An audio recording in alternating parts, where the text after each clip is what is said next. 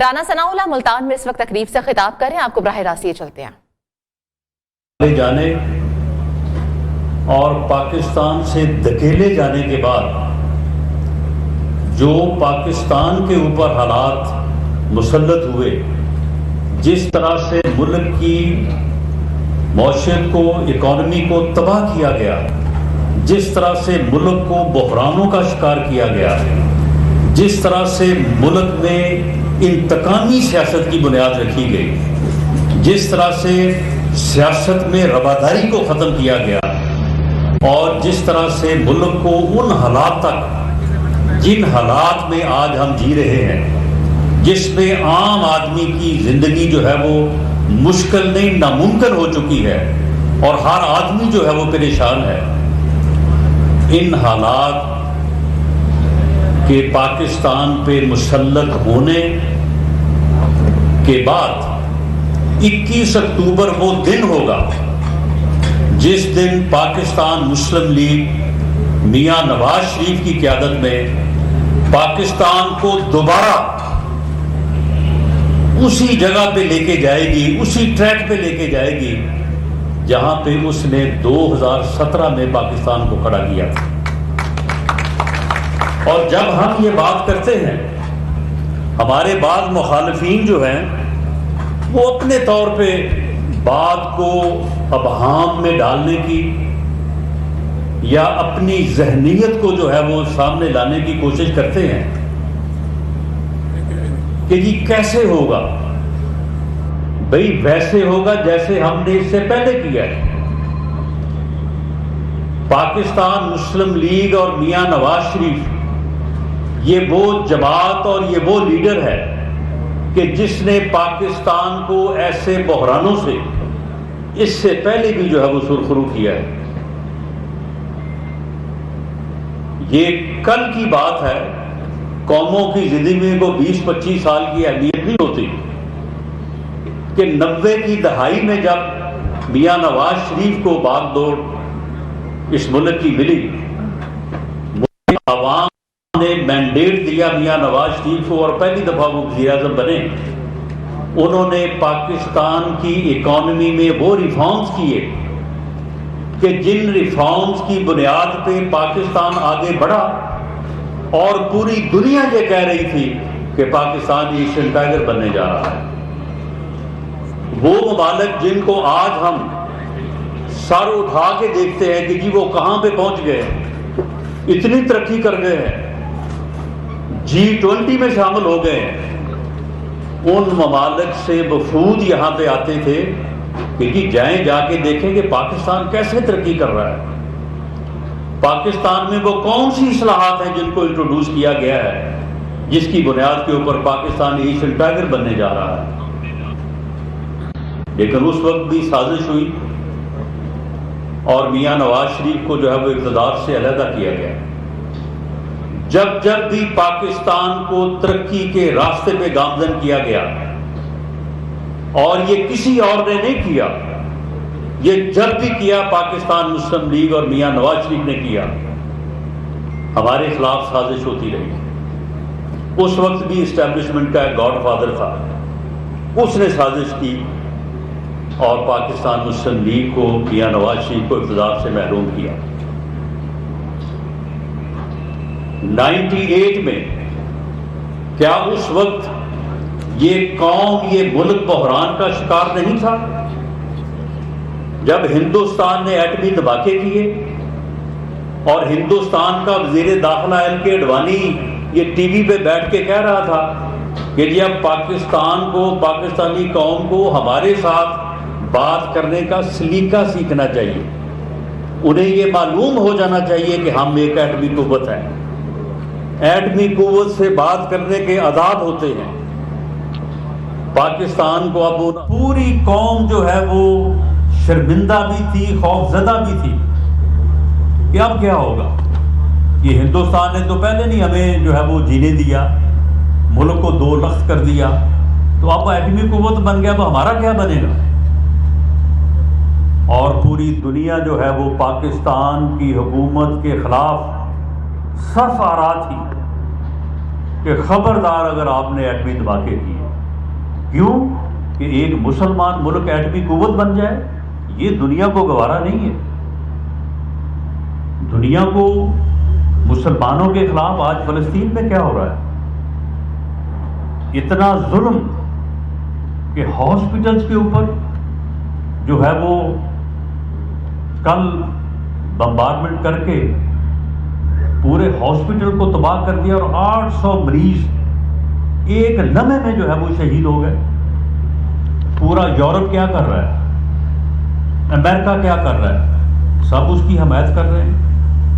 کسی نے مذمت تک نہیں کی. یہی تھی وہ دنیا جو اس وقت کہہ رہی تھی کہ کوئی مسلمان ملک جو ہے وہ ایٹمی قوت نہیں بن سکتا. یہ دنیا کو برداشت نہیں ہے. اس وقت اس بحران میں جب وجود کا بھی بحران تھا، عزت کا بھی بحران تھا، اس بحران میں پاکستان کا وزیر اعظم اور پاکستان پہ برس اقتدار یہی جماعت اور یہی لیڈر میاں نواز شریف تھا. امریکہ کے صدر نے 5 مرتبہ کہا، 5 ارب ڈالر کی جو ہے وہ لالچ بھی دیا کہ جہاں کہیں دنیا میں جس بینک میں کہیں وہاں جمع کروا دیتے ہیں. لیکن امریکہ کے صدر کے 5 ٹیلی فونوں کے مقابلے میں اس وقت کی حکومت اور اس وقت کے لیڈر میاں نواز شریف نے 6 ایٹمی دھماکے کیے اور پاکستان کو ایٹمی قوت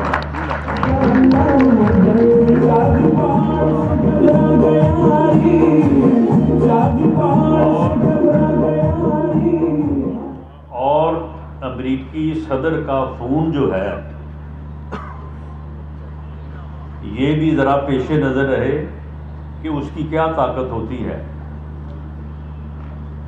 9/11 کے بعد امریکہ کے اسسٹنٹ سیکرٹری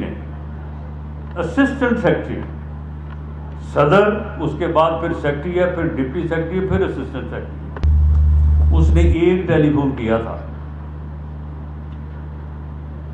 کہ آپ ہمیں بتائیں اس وقت کی حکومت کو کہ آپ ہمارے ساتھ ہیں یا آپ ہمارے ساتھ نہیں ہیں. تو اس کے بعد پھر جو ہوا اس کی تفصیل میں جانے کی ضرورت نہیں. اگر اس وقت اس ملک کی باغ دوڑ کسی محب وطن، کسی نواز شریف کے پاس ہوتی تو شاید ہم ان حالات سے گزرتے ہی نہ، جن حالات سے پھر اگلے جو ہے وہ 10-12 سال ہم گزرے. اور ان حالات میں پھر حالت یہ ہو گئی کہ دہشت گردی کے متعلق یہ کہا جاتا تھا کہ جی دہشت گرد جو ہے، اور حقیقت بھی تھی کہ جی سوات پہنچ گئے ہیں، بس اب اگلا قدم جو ہے یہ اسلام آباد ہے.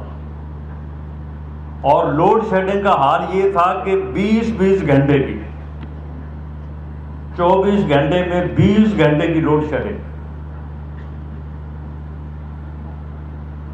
جب پاکستان ایشین ٹائیگر بننے جا رہا تھا، جب دہشت گردی کا نام و نشان نہیں تھا، جب لوڈ شیڈنگ کے لفظ سے لوگ آشنا نہیں تھے، اس وقت پاکستان آگے بڑھ رہا تھا.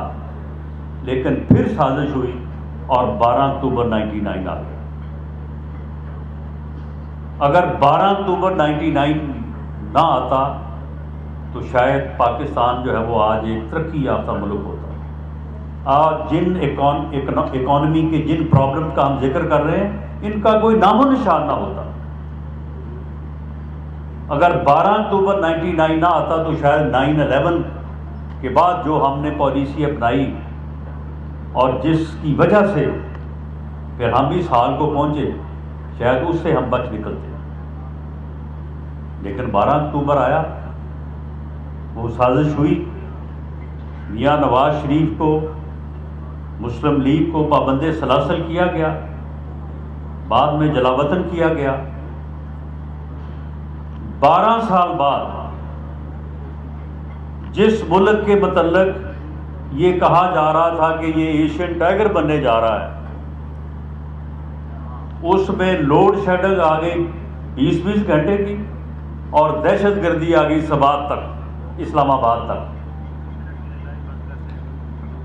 اور حالت یہ تھی کہ لوگ آپ کے ملک آ کے آپ کے ساتھ معاہدے کرنے سے گھبراتے تھے.